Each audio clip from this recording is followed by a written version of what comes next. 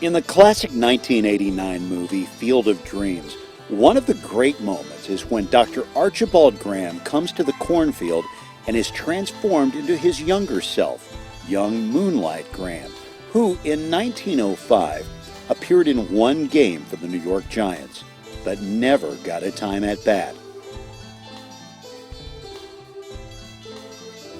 Well, there was another baseball player with a similar story, and his career began in 1911 in Ashland, Kentucky.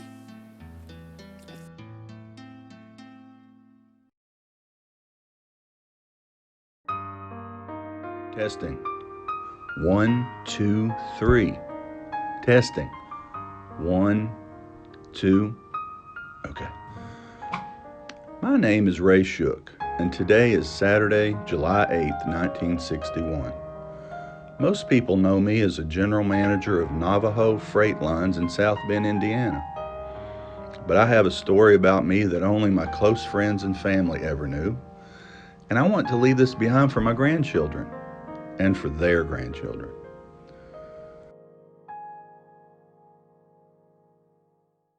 My story began in 1911 in Ashland, Kentucky. I was 21. I had played baseball in my hometown of Ferry, Ohio a lot as a kid.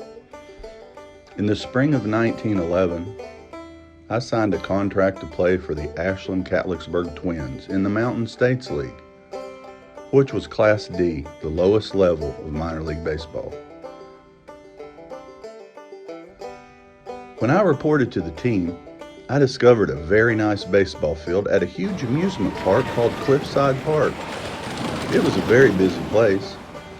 It was what was called a trolley park. 2 trolley lines met there, and you could take the trolley all the way from Ashland, Kentucky to Catlettsburg and across the river to Huntington, West Virginia. There were very few automobiles then, but the trolley could take me anywhere I wanted to go. I had a pretty good year playing for the Twins and began moving up in the minors fairly well. 3 years later, in 1914, I was playing for Racine, Wisconsin, and Pants Rowland was manager for the Peoria Club. He saw me play and seemed to like me. He had been an undersized reserve catcher in the minors, never a great player, but his love for the game drove him. He told me that the White Sox were interested in me. I think he saw a lot of himself in me.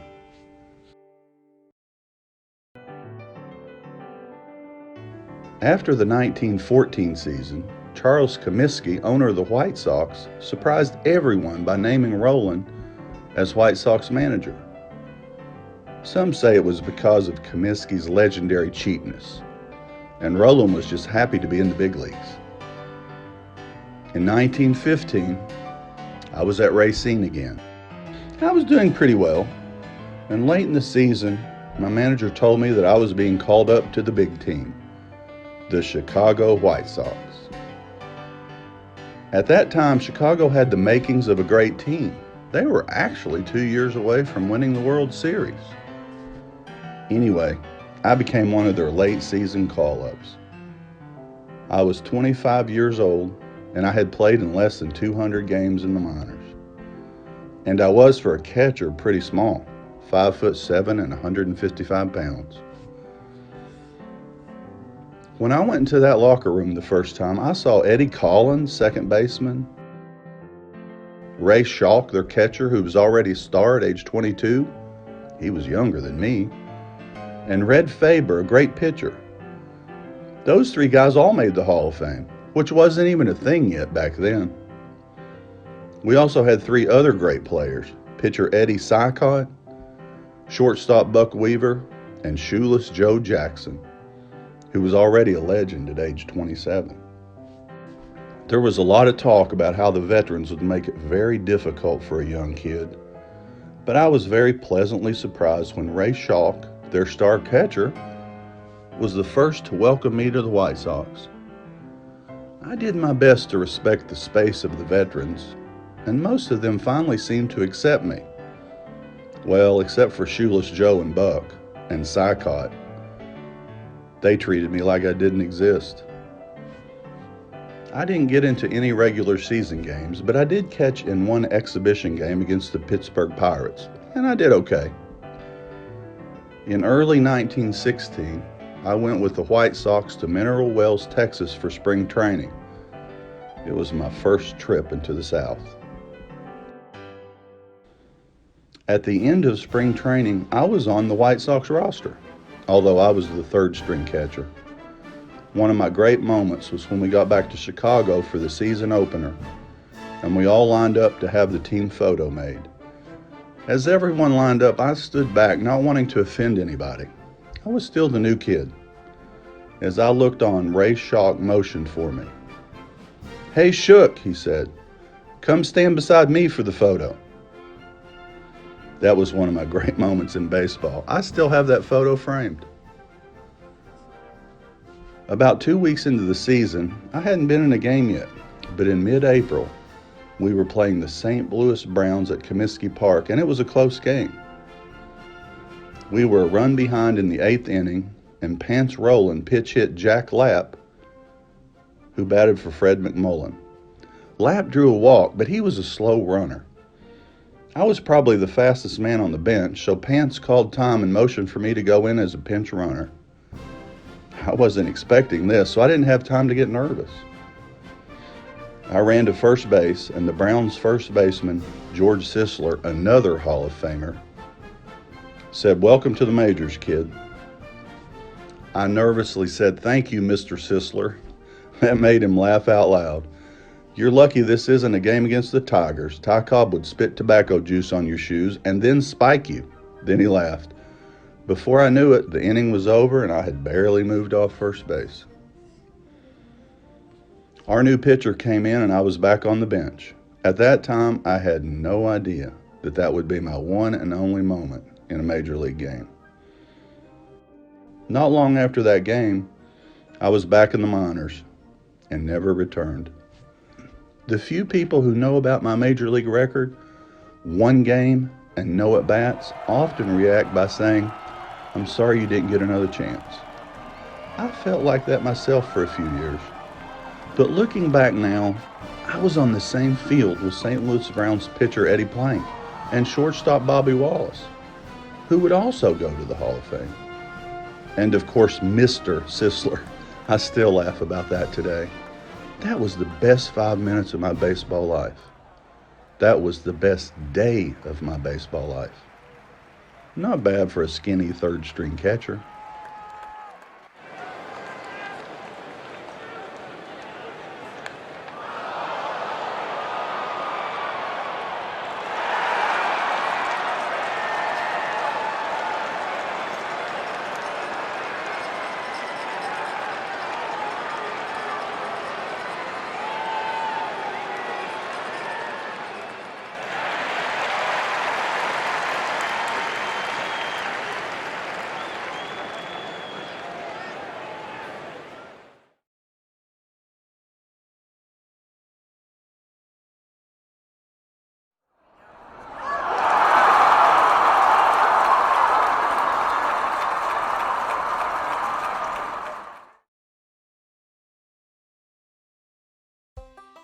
In the early spring of 1921, Colonel Frank Moffett, the manager of the Knoxville Patriots, an Appalachian League baseball team, made his way to Ashland, Kentucky. The colonel had heard stories about a lanky right-handed pitcher who people said could throw like Walter Johnson. This is where a most incredible story begins. Gary, last time we talked, I told you about Squire Potter, a pitching prospect from the Kentucky Hills. Well, I just got there, and I'm going to check him out. It was a long train ride from Knoxville to Ashland, a town of about 15,000 people. When I got here late this afternoon, I asked people how to get to Indian Run, where Potter lives. They laughed and said, "You can't get there from here. Your baseball friend, Frank." I stayed at the Henry Clay Hotel last night, and hopefully I will find my way today to Indian Run, where Potter lives. The desk clerk gave me directions. He said, "Take the gravel road to Russell, then turn left at the mailbox marked Wheeler.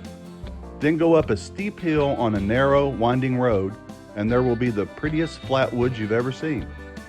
Well, that's advance, population about 300. Once you get there, it's another 6 to 7 miles to Indian Run. And it's not much of a road, more suitable for a horse and wagon than a car. But then he warned me, be careful. Dressed up like you are, people are liable to mistake you for a revenuer. Lots of people out there make moonshine. Well, Gary, I'll report back when I've found Squire Potter. Just who was this Squire Potter that a famous baseball man like Colonel Frank Moffett had come so far to see him? Somehow word had reached Moffett that a 20-year-old kid had a fastball that batters could hear but could barely see, and a curveball that could uncork a bottle of wine. I spent most of today trying to find someone who would drive me to Indian Run, but everyone really thought I was a federal agent. Apparently, many of the good people of Indian Run are not exactly obeying the prohibition law. So I'm staying in the safety of my hotel room while a deputy sheriff tracks down Squire Potter and tells him that a professional baseball scout wants to meet him. We shall see how this works out. I met Squire Potter for the first time today. Well, he does pitch a lot like Walter Johnson. He pitched to me at Indian Run Ball Field, and I have no doubts about his ability as a player. My only concern is how well he can adapt to being in Knoxville, a city of 77,000 people. He's still a kid, and he's not very comfortable around strangers. Squire Potter and I had a good train ride from Ashland to Knoxville. He was all eyes looking out the window. He's never been far from home, and even though he worked for the railroad until today, he'd never actually ridden a train.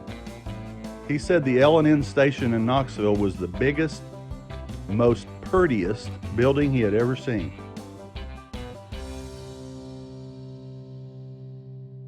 I got Squire a room in a boarding house close to the ballpark. Before he even unpacked his suitcase, I took him to the field, and he asked, "What's that bump in the middle of the infield?" It turns out that he has never pitched off a mound.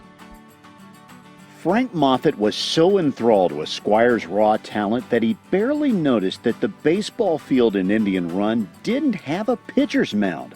And he didn't know that Squire had never worn baseball shoes. He pitched in rubber-soled basketball shoes. During Squire's first few weeks in Knoxville, Colonel Moffett had Squire pitch batting practice so he could get used to throwing off a mound. However, Squire did not give up pitching in his rubber-soled shoes. Every time someone would suggest that he wear cleats, he'd say, "Them shoes has spikes coming out the bottom. They make me trip and fall."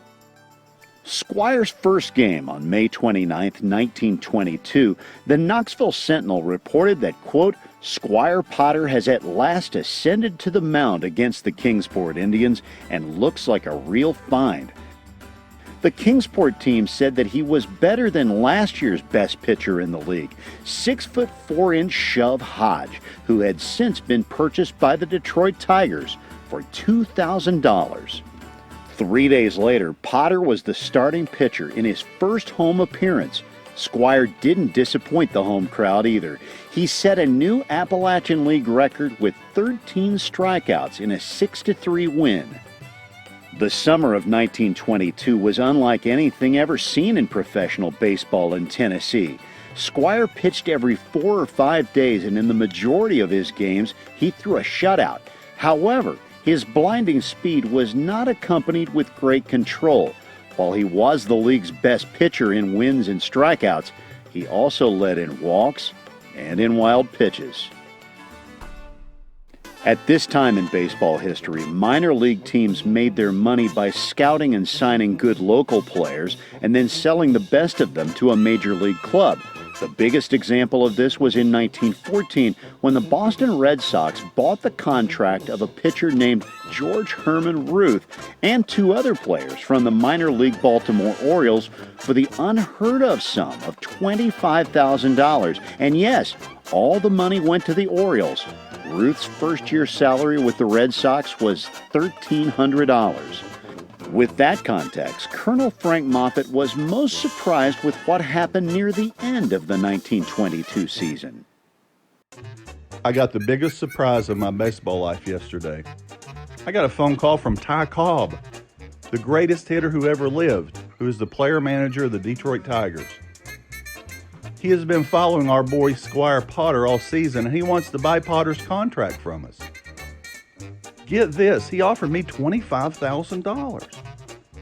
I heard that John McGraw of the New York Giants is also interested in Squire, so I'm waiting for a few days before I respond to Cobb. You aren't going to believe this. I just got off the phone with Mr. Clark Griffith, owner of the Washington Senators. Somehow he heard that Ty Cobb was bragging that he was about to buy Potter's contract for $25,000. Well, I just closed a deal to sell Squire to the Senators for $30,000. I tell you, Gary, the Colonel is pretty happy today. Just a few weeks before the beginning of spring training, Squire married a widow woman with 4 children. She would not be allowed to accompany Squire to Florida. To fully understand what happened in spring training, you need to know that the 1920 census shows Squire as the oldest of 12 children living in the same small house on Indian Run, along with Squire's parents. The family house did not have what was called indoor plumbing nor electricity.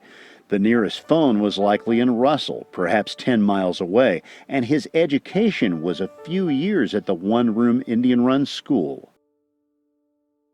When Squire got to Tampa, he was in a big city where he knew nobody, including his new teammates.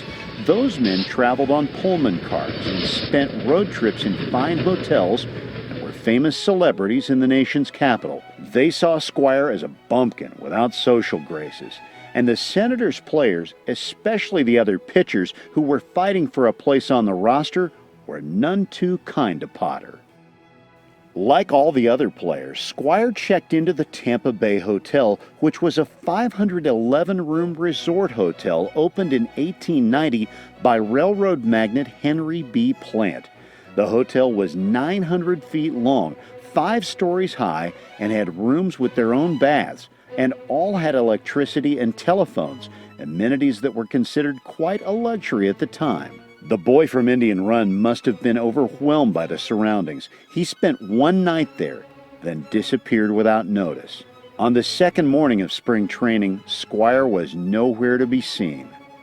The Knoxville newspaper later reported that Squire wandered aimlessly about the spacious Tampa Bay Hotel, trying to figure out what it was all about. He had trouble finding the dining room, located about 6 blocks down a winding corridor. After he got there, he failed to enjoy the meal as he could neither translate the menu nor keep the peas on his knife. It was a tragic session. Later, he again wandered into the lobby, but rushed out again, thinking he had stumbled into the ladies' room by mistake. Fashionable ladies in evening gowns were much in evidence. The rest of the day was spent with Squire brooding on the intricacies of being in a big league training camp. He believed he was a good pitcher, but would never learn all the ways of a big town. The article ended with Squire saying, quote, "I want to go home. I miss my sweet little woman. I can't get to going without her." And in the inky darkness of the night, he packed his other shirt and collar in his suitcase and crept stealthily out of the camp, singing something about my old Kentucky home as he was driven toward the railroad station.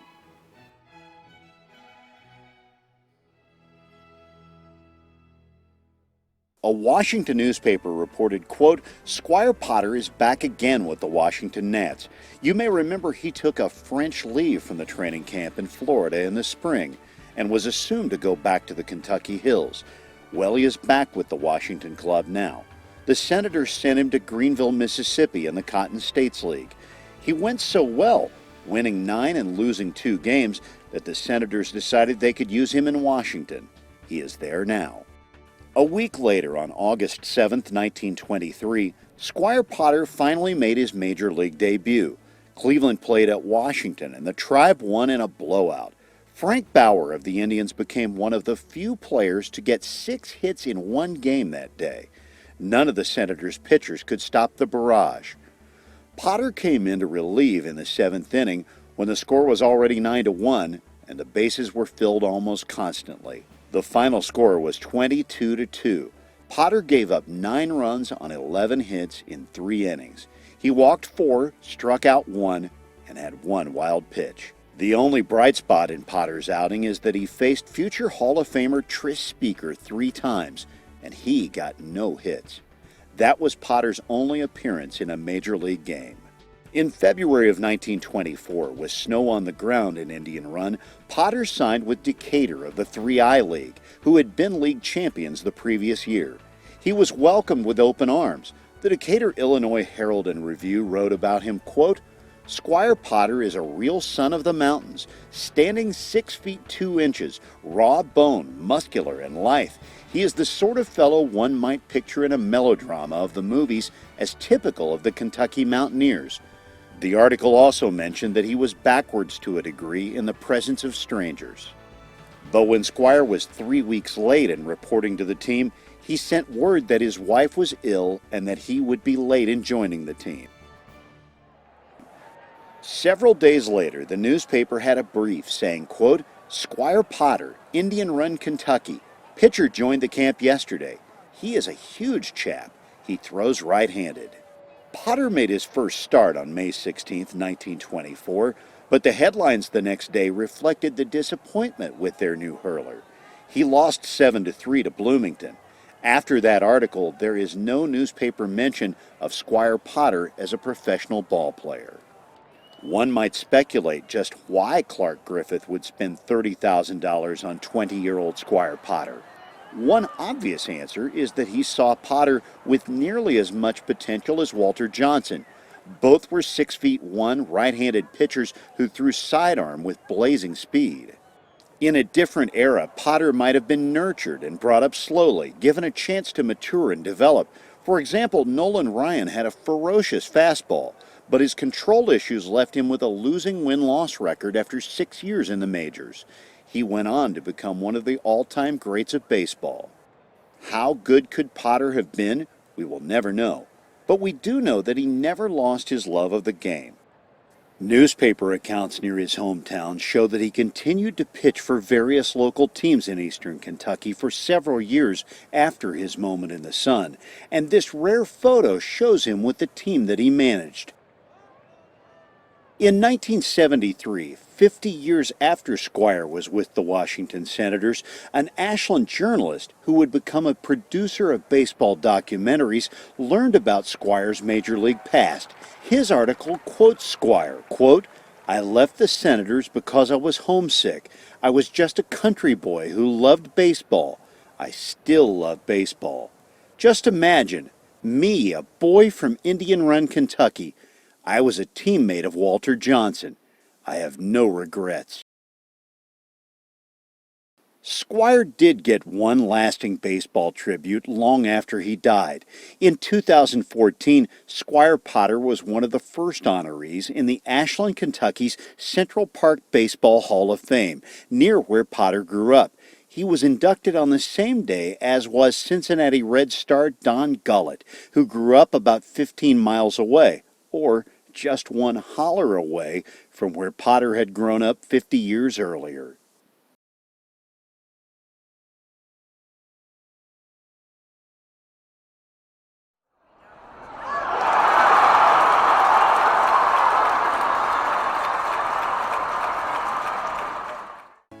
In 1931, a husky 20-year-old pitcher from Indian Run, Kentucky named Dykes Potter began a very successful 11-year run in baseball's minor leagues. And even though Potter pitched in only 2 games in the majors, his incredible story is interwoven with 2 of the biggest names in the history of the sport. Branch Rickey, who built the first farm team system for the St. Louis Cardinals, and Judge Kennesaw Mountain Landis, who became the first commissioner of baseball in the wake of the 1919 Black Sox scandal. During the early years of Major League Baseball, all of the minor league teams were totally independent of the majors. Each of the minor league teams would scout talented young players from their region and sign them to lifetime contracts, which could be sold to other teams. The best of those players would attract the attention of major league teams, who would bid with the minor league team owner, pocketing the purchase price. Early in the Landis regime, he lifted a ban that prohibited major league clubs from owning multiple minor league clubs in the same league.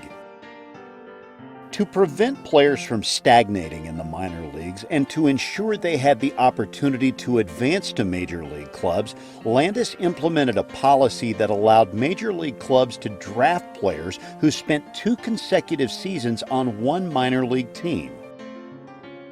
Landis had noted that the future Hall of Famer Lefty Grove had played 5 seasons and won 108 games for the International League's Baltimore Orioles, a minor league team then, before being sold to the Philadelphia A's in 1924.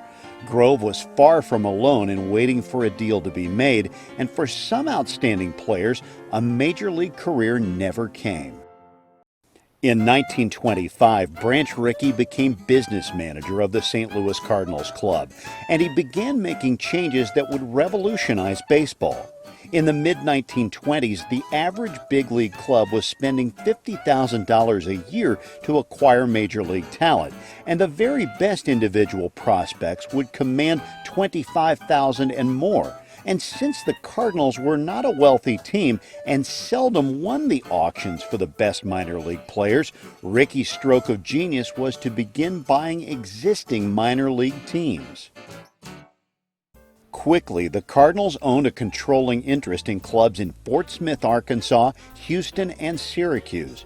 While most of the other major league owners thought Rickey's idea would be financially destructive, he was quietly buying more minor league teams.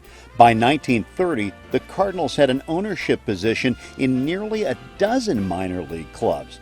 The other major league teams at that time had no more than 4 farm teams. A few had only 1 or 2.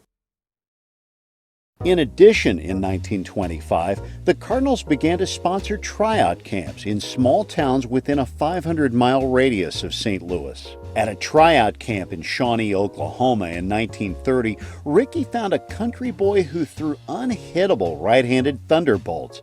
A big and raw-boned youngster was the future Hall of Famer Dizzy Dean.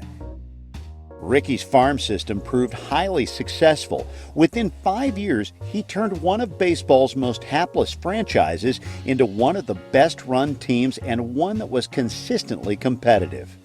By 1930, Rickey's Cardinals were known as the class of the National League. They won 101 games in 1931 and won the World Series. His younger brother Frank became a trusted scout for the Cardinals. Branch and Frank Rickey grew up in Portsmouth, Ohio, and while they were based in St. Louis, both would frequently visit with their Ohio relatives. On one of those trips, in the early summer of 1931, Frank Rickey went to see a local amateur baseball game. The opposing team was a ragtag group of players from neighboring Greenup County, Kentucky, just across the river from Ohio. From the first inning on, I was focused on a right-handed pitcher named Dykes Potter. After he struck out the first 2 batters, I began to write down notes. Great fastball, strong, very focused. And the boy was also a powerful hitter. After the game was over, I introduced myself as a scout with the St. Louis Cardinals. The next day, I drove across the Ulysses S. Grant Bridge from Portsmouth into Kentucky, and before long, I went from paved roads to gravel roads and then to dirt roads. It had begun to rain, and when I was about 3 miles from the Potter home in Indian Run, there was a sign that said, "This road closed in wet weather." It was a dirt road, and it wasn't a particularly good one. I imagined myself driving further and then getting stuck in the mud ruts with no way to get out. So I got a pair of overshoes from my trunk and splashed my way toward the Potter home. I came upon a man who might have been the town's other voter, and he told me the Potter house was up yonder. In due time, I located Dykes. "How much do you need to sign?" I asked him. He said, "Well, enough for my room and board and a suitcase, and I gotta hire a man to take my place on the farm."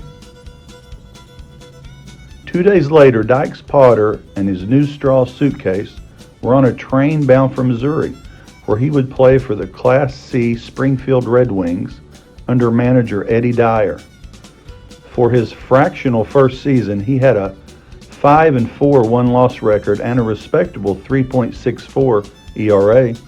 He was an exceptional talent. We couldn't wait to see him for a full season. Dykes returned to Springfield for his first full season and had an outstanding 13-5 record, and his ERA of 2.85 was one of the best in the league. Late in the season, he was promoted to Double-A Rochester, New York of the International League, where he won 2 games and lost none. My brother Branch and I were both aware that Dykes Potter was a great talent. He was only 22 years old, and we felt he had a great future. But if we had let him pitch at Rochester for the rest of the season, the new rules said that a player who spent 2 years with the same minor league team could be drafted by any major league team. I'm not sure that Dykes even knew about that rule. We sure never told the players about it. Dykes started this season with Rochester, but after a few games he was sent to Huntington, West Virginia of the Middle Atlantic League, which was only 20 miles away from his home in nearby Kentucky. He had a very good season, going 10-7 with a 2.76 ERA. Once again, he was one of the league's best pitchers. 1934 was a great year for the Cardinals. We won the World Series under the leadership of manager Frankie Frisch, beating the Detroit Tigers in 7 games. Our 3 best pitchers were Dizzy Dean, Paul Dean, and Tex Carlton. The 3 of them won 65 games. Dizzy had 30 all by himself. Now 24 years old, Dykes began the season with Rochester, pitched in only 1 game, and then went to Asheville of the Piedmont League. He went 11-8 with a 3.59 ERA and threw 173 innings. However, Dykes didn't move up higher than Rochester.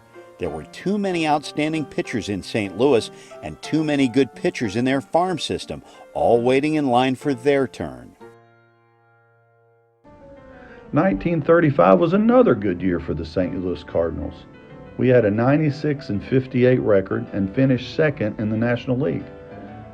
We were very aware of how well Dykes Potter was pitching. But look at the Cardinals. Our top 2 pitchers were Dizzy and Paul Dean. Between them, they had won 47 games. And we have Jesse Haynes. He is 41 years old, but is still one of the best in the game. Frank Rickey was right. The Cardinals were loaded with good pitching. The Dean boys were a powerful duo, and Jesse Haynes, he would be voted into the Baseball Hall of Fame in 1970. No doubt, a lot of other major league teams would have loved to have Dykes Potter on their team, but the Cardinals just weren't going to let it happen. The Cardinals were second in the National League again. Paul Dean declined a little bit, but Dizzy won 24 games, and the top 4 pitchers were all in their mid-20s. There was a lot of talent on the Cardinals staff, and everybody knew that with their 12 farm teams, they were loaded with talent, all just waiting for their chance. The Cardinals finished 4th in 1937, even though they had Johnny Mize, Leo DeRocher, Joe Medwick, and Frankie Frisch on the team. All would become Hall of Famers. Though the pitching wasn't as good as it was in previous years, there was little room on the Cardinals for new talent. Meanwhile, Dykes Potter had a great season at Cedar Rapids, an 18-6 win-loss record and a 2.28 ERA in 197 innings. He was clearly the best pitcher in the league with 138 strikeouts, and a lot of major league teams could have used him. In the offseason, Dykes was assigned to Sacramento in the Pacific Coast League. He had won the last 10 games he pitched with Cedar Rapids. At age 27, his future looked very good. When spring training opened, Dykes was with the Sacramento Senators at the highest level of minor league baseball. He was just 1 step from the majors. But in March, in a long-awaited decision, Commissioner Landis ruled that the St. Louis Cardinals had improperly manipulated the careers of about 70 minor leaguers to keep them in the minor leagues, and that they were now free agents who could negotiate with anyone who was interested. This was huge news in the baseball world. Newspapers all over the country wrote about Dykes Potter as one of the very best of the 70 players who were given free agency by Landis. And by making Dykes Potter a free agent, Commissioner Landis soundly spanked Mr. Branch Rickey.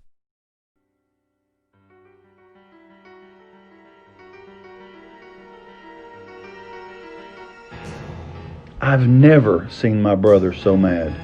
Branch never ever cursed, but he came close when he learned that Commissioner Landis had ruled that Dykes Potter was a free agent. All along, we had planned to see what he could do at Sacramento, then call him up to the Cardinals. Our carefully planned farm system strategy finally caught up with us. We had done nothing wrong, but Commissioner Landis thought otherwise. Why, even the editorial cartoonists were after us. Look at this. Disgraceful. When Commissioner Landis ruled that Dykes Potter was a free agent, his phone in Sacramento rang off the hook, and the telegrams came pouring in. Several teams were interested in him, but the Brooklyn Dodgers made him an offer of a $10,000 bonus if he would sign with them. That was one of the largest signing bonuses for the time. That's about $200,000 in today's dollars. Imagine what that kind of money meant to a Kentucky farm boy. For Dykes, that meant a 23-acre tract of land on which he built a bungalow something like this, and a very nice new car. The rest went in the bank. Not surprisingly, Potter was the subject of newspaper articles all over the country. Dykes began the season with the Dodgers, and he made his major league debut on April 26, 1938, pitching a scoreless 8th inning in the Dodgers' 4-1 loss to the Boston Bees. 6 days later, on May 2nd, he surrendered an inside-the-park home run to the first batter he faced, JoJo Moore. The Brooklyn Eagle commented, "Potter knew he was in the big leagues when he faced Joe Moore, Giants left fielder, who hit an inside-the-park home run." Over those 2 appearances with the Dodgers, Dykes pitched 2 full innings, and the only home run was the only hit he gave up, and the only run. He struck out 1. His ERA for those 2 appearances was 4.50. Not great, but not bad for a small sample size. Not long afterwards, Dykes was sent back to Elmira, where he pitched in 33 games, threw a total of 172 innings, and had an 11-10 win-loss record. Once the Elmira season ended in September, Potter was called up to the Dodgers. When he arrived, there was a new face in the dugout. The legendary Babe Ruth had joined the club as a coach in late June. Overall, the Dodgers had a terrible year, finishing 7th in the National League. And that would be the beginning and the end of Dykes' major league experience. In 1939, he pitched for Dayton, Nashville, and at AA Montreal, an International League team, for a combined total of 203 innings. His win-loss record of 8-13 was not reflected in his respectable 3.14 ERA. He got very little run support from the Royals, who finished next to last in the league. In 1940, Dykes spent the full year with the Dayton Dragons, where he started 36 games, threw 216 innings, and had a 9-10 record with a 3.25 ERA. In 1941, Dykes split the season among Durham, Reading, and Dayton, starting 22 games, and had a 12-8 record with a 3.61 ERA over 173 innings. In early 1942, as much of the nation was preparing for a war, Dykes assumed that he would be drafted into the military and let the Dodgers know that he would not be available to play baseball for the duration. He went to work for the Armco Steel Corporation near his Kentucky home, which was quickly changing its production to make steel for tanks and other battle weapons. By the time Dykes' draft number came up, he was classified as a critical employee for the national defense. He worked for 27 years at Armco Steel, and many of his co-workers never knew about his baseball past. That's the kind of man he was. In the early 1970s, an Ashland journalist discovered Dykes' name in the Baseball Encyclopedia and wrote a magazine article that unearthed long-ago baseball memories for him. He told of his friendship with Pepper Martin, the leader of the Cardinals' Gas House Gang. And one of his most vivid memories was an exhibition game at Rochester in 1932 when he pitched against Lou Gehrig and Babe Ruth. He got Gehrig to line into a double play, and when Ruth came to bat, his manager told him, "Throw it down the middle. The fans want to see him hit." Dykes responded, "If I'm pitching, I'm not going to give him anything. I'm going to try to get him out." So Dykes gave it his best effort, and Ruth popped up. That story and a ball signed by Dykes was added some years ago to the Babe Ruth Museum in Baltimore. In his later years, Dykes enjoyed meeting baseball fans and telling about his baseball beginnings in Indian Run, Kentucky, and he was very proud of his minor league statistics and of having pitched for the Dodgers. His final minor league career record was 11 seasons, 357 games, a win-loss record of 140-97. That's a .591 winning percentage. This was a huge 91 points higher than the average minor league pitcher.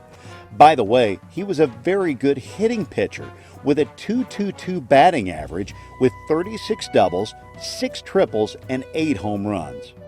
Looking back at Potter's time with the Dodgers, there are several unanswered questions. First, why would they pay him a $10,000 signing bonus?